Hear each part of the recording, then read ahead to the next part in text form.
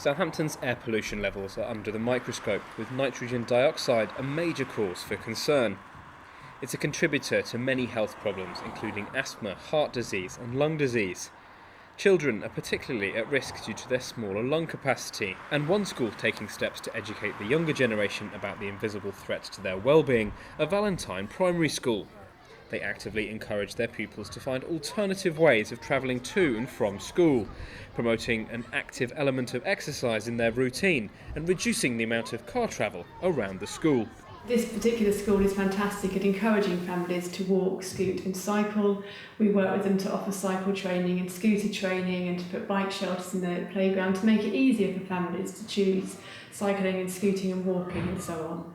And the children have really enjoyed the project and had a chance to take part in a real scientific experiment.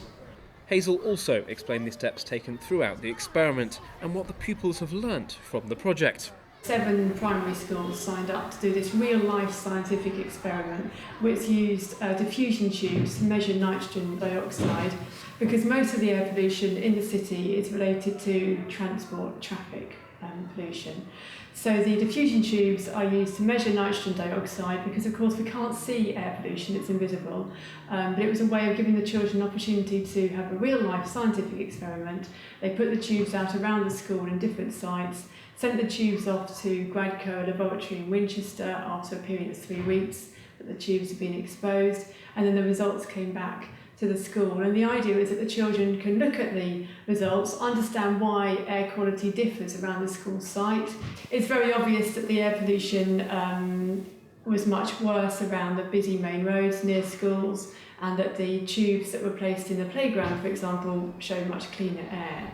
I spoke to a few of the pupils about the nature of their experiments and the changes they've made to their school run as a result. I normally scoot or ride my bike to school because it's a better way for the environment. If you drive by car, you're taking bad pollution out of your car, and you're sucking the good pollution.